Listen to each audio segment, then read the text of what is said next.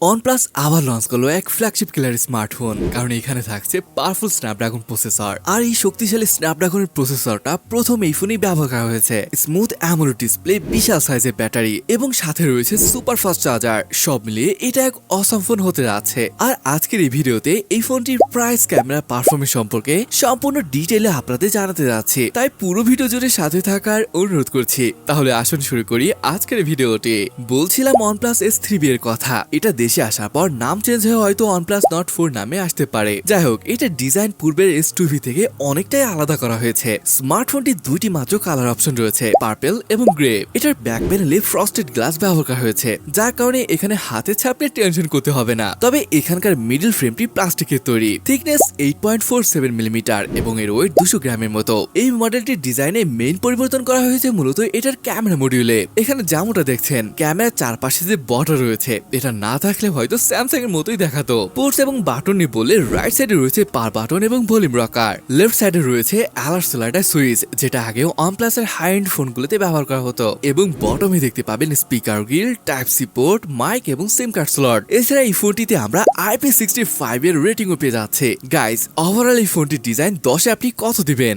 যাই হোক, এখন আসুন ফ্রন্টে আসা যাক। দেখতেই পাচ্ছেন কতটা দুর্দান্ত একটি ডিসপ্লে এটি। বেজেলের সাইজ এবং চিনের সাইজ একদমই সেম বলতে পারেন, এবং এগুলো খুবই পাতলা করা হয়েছে, যেটা দেখতে বেশ ভালো লাগছে। ফোনটির ডিসপ্লে হিসেবে ব্যবহার করা হয়েছে 6.74 ইঞ্চের 1.5K রেজলিউশন যুক্ত OLED ডিসপ্লে। আর এই হাই রেজলিউশন যুক্ত ডিসপ্লে অফার করছে sharp visual and vibrant colour. ডিসপ্লেটিকে স্মুথ করেছে 120 হার্জ ফাস্ট রিফ্রেশ রেট। আর যদি বলি ব্রাইটনেসের কথা, HB মোডে 1100 নিটস এবং এটার পিক ব্রাইটনেস 2150 নিটস, মানে বেশ ব্রাইট একটা ডিসপ্লে, বুঝতে পারছেন। তাছাড়া ডিসপ্লেটিতে আরো থাকছে 2160 হার্জের PWM ডিমিং, যেটা লো লাইট কন্ডিশনে স্ক্রিন ফ্লিকারিং মিনিমাইজ করে এবং আই স্ট্রেইনকে রিডিউস করে। ওভারঅল ডিসপ্লে নিয়ে খুব বেশি কমপ্লেইন করতে পারবেন বলে মনে হয় না। এবার আসুন ফোনটির পারফরমেন্সের কথা বলি। যেমনটা ভিডিওর শুরুতেই মেনশন করেছি, এটি প্রথম কোন স্মার্টফোন যেখানে স্ন্যাপড্রাগন 7+ Gen 3 চিপ ব্যবহার করা হয়েছে। এটি 4nm চিপ এবং বেশ শক্তিশালীও বটে। 3টি স্টোরেজ অপশনে ফোনটি পাওয়া যাবে। এগুলো হলো 12256, 12512 এবং সর্বোচ্চ ভ্যারিয়েন্টটি 16GB র্যামের সাথে 512GB স্টোরেজ। র্যাম টাইপ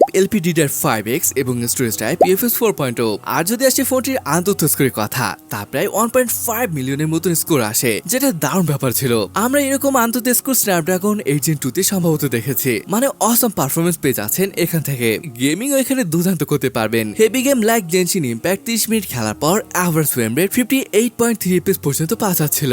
আর ফ্রি ফায়ার, পাবজি এগুলো তো বেশ স্মুথলি খেলতে পারবেন। ওএসএ ব্যাপার আসলে এখানে রয়েছে ColorOS 14 বেস অন Android 14। আর আপডেটের ব্যাপার আসলে সম্ভবত 3 বছরের মেজর অ্যান্ড্রয়েড আপডেট এবং 4 বছরের সিকিউরিটি আপডেট পেয়ে যাচ্ছেন, যেটা বেশ ভালো একটা ব্যাপার। এই ফোনটিতে রয়েছে 5500 mAh এর বেশ বড় ক্যাপাসিটির একটি ব্যাটারি। শুধু তাই নয়, সাথে পাচ্ছেন 100 ওয়াটের ফাস্ট চার্জিং। আর অ্যাডভার্টাইজ অনুযায়ী 1 থেকে 100% হতে সময় নেবে মাত্র 26 মিনিটের মতো।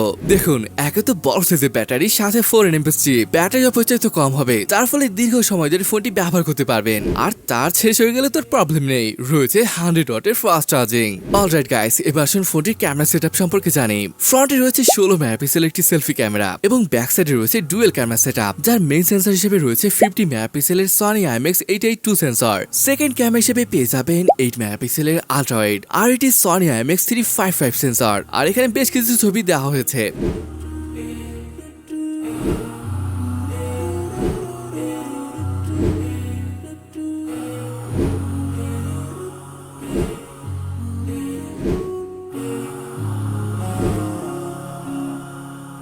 ফোনটির মেইন ক্যামেরাতে 4K 60 fps এবং ফ্রন্ট ক্যামেরাতে 1080p তে শুট করতে পারবেন। এখন বলুন ফোনটির ফটো কোয়ালিটি আপনার কাছে কেমন লেগেছে? এবার শুন দেখি ফোনটির দাম আসলে কত রাখা হয়েছে। এটার বেস ভ্যারিয়েন্টের প্রাইস রাখা হয়েছে 1999 ইউয়ান, যেটাকে টাকায় কনভার্ট করলে দাঁড়াচ্ছে 30,000 টাকার মতো। আর এরকম প্রাইসে ক্যামেরা, পারফরমেন্স, ডিসপ্লে সবকিছুই ভালো লাগার মতো ছিল। তবে মেইন কথা হলো ফোনটি আপনার কাছে কেমন লাগলো সেটা অবশ্যই কমেন্ট করে জানাতে ভুলবেন না। তাহলে আজকের ভিডিওটি এখানে শেষ করছি, দেখা হবে পরের ভিডিওতে।